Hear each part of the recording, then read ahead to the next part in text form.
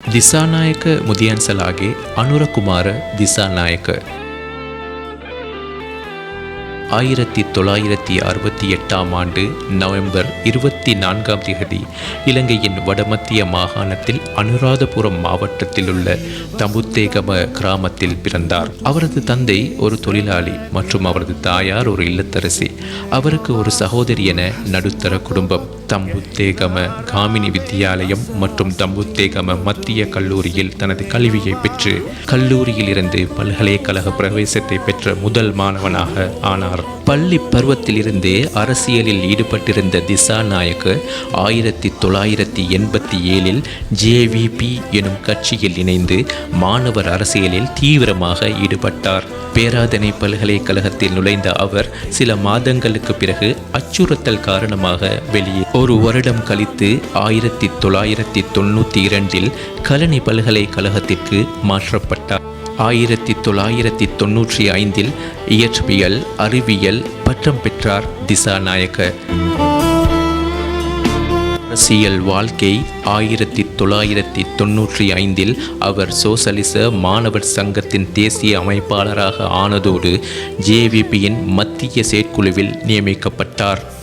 JVPயின் பொலிட் பீரோவிற்கு நியமிக்கப்பட்டு அரசியல் வாழ்க்கையை தொடர்ந்த திசாநாயக்க அன்றைய அரசு தலைவர் சந்திரிகா பண்டாரநாயக்க குமாரதுங்கவின் அமைச்சரவையில் 2004 முதல் 2005 வரை வேளாண்மை, கால்நடைத்துறை, காணி மற்றும் நீர்வளத்துறை அமைச்சராக பதவி புரிந்தார். அமைச்சை பொறுப்பேற்றதும் அங்கு தனக்காக வழங்கப்பட்ட சொகுசு வாகனங்களை அவற்றின் பராமரிப்பு செலவு அதிகம் என்பதால் ஜனாதிபதி செயலகத்திடம் மீள ஒப்படைத்தார். அமைச்சில் வேலை செய்யும் ஊழியர்கள் உரிய நேரத்திற்கு வேலைக்கு சமூகம் அளிப்பதற்காக அமைச்சருக்காக வழங்கப்பட்ட பிரயாண செலவுக்கான தொகையை பயன்படுத்தி 2 ஸ்டாஃப் பஸ்களை கொள்வனவு செய்தார். அந்த பஸ்களே இன்று வரை விவசாய அமைச்சில் பாவனையில் இருக்கின்றன.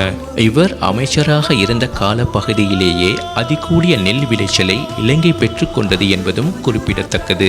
தூர்வுற்றிருந்த 1000 குளங்களை புனரமைக்கும் வேலை திட்டத்தை ஆரம்பித்து எந்தவித கடன் உதவியும் இன்றி 800 குளங்களை புனரமைத்தார். வெகரகல குடிநீர் திட்டத்தின் மூலம் லுணுகம் வெகர மக்களுக்கு குடிநீர் வழங்கினார் அனுரகுமார திசாநாயக்க.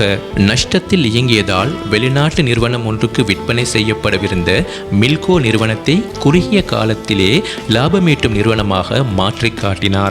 சுனாமி பேரணத்தின் பின் சுனாமி அதிகார சபை அமைக்கப்பட்ட போது அதில் இடம்பெற்ற ஊழல்களை இவர் வெளிக்கொண்டு வந்ததால் அரசாங்கத்துடன் ஏற்பட்ட முருகலின் காரணமாக அரசை விட்டு வெளியேறினார்.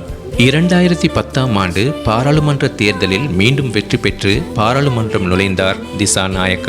அப்போதைய ஜனாதிபதியுடன் ஏற்பட்ட கருத்து முரண்பாட்டின் காரணத்தினால் இவரின் கட்சியை 2011 ஆண்டு பிளவுபடுத்தினாலும் கட்சியை பாதுகாக்கும் செயற்பாடுகளில் ஈடுபட்டு அதன் ஒருமைப்பாட்டை பாதுகாத்தார்.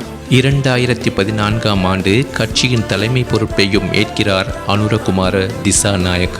2015 ஆண்டு அரசாங்கத்தின் மத்திய வங்கி ஊழலை உலகிற்கு முதலாக வெளிப்படுத்திய திசாநாயக்க அதே ஆண்டு மீண்டும் பாராளுமன்றத்திற்கு தெரிவானார். தொடர்ந்தும் பாராளுமன்றத்திற்கு உள்ளேயும் வெளியேயும் மக்களின் குரலாக செயற்பட்டார் அனுரகுமார திசாநாயக்க.